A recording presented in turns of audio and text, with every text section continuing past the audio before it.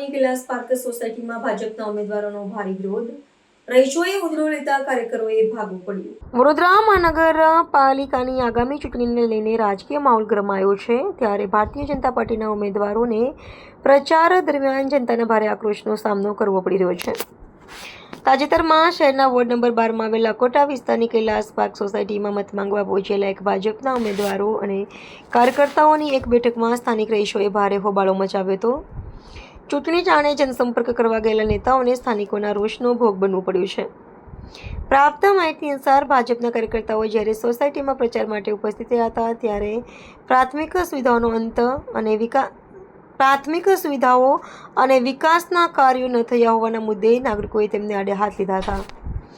આક્રોશિત રહીશોએ કાર્યકર્તાઓને સ્પષ્ટ શબ્દોમાં સંભળાવ્યું હતું કે માત્ર વડાપ્રધાન નરેન્દ્ર મોદીના નામે વોટ માંગવા ન આવો, સ્થાનિક સ્તરે પોતે પણ પ્રજાલક્ષી કામ કરો। આ પ્રકારના સીધા અને તીખા પ્રહારોથી કાર્યકરોને જનતા વચ્ચે શાબ્દિક ટપોટપીની સ્થિતિ સર્જાઈ હતી।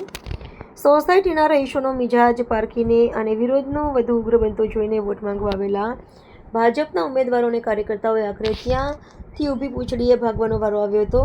સ્થાનિક સ્વરાજ્યની ચૂંટણીમાં સત્તાધારી પક્ષના ઉમેદવારો પ્રત્યે વોર્ડ વિસ્તારોમાં જોવા મળી રહેલો આ સીધો રોષ એ વાતનો સંકેત છે કે મતદારો હવે માત્ર રાષ્ટ્રીય નેતૃત્વ કે પક્ષના નામના સહારે નહીં, પરંતુ સ્થાનિક સ્તરે થયેલા નક્કરકામોના આધારે જ પોતાના મતાધિકારનો ઉપયોગ કરવાનું મન બનાવી ચૂક્યા છે।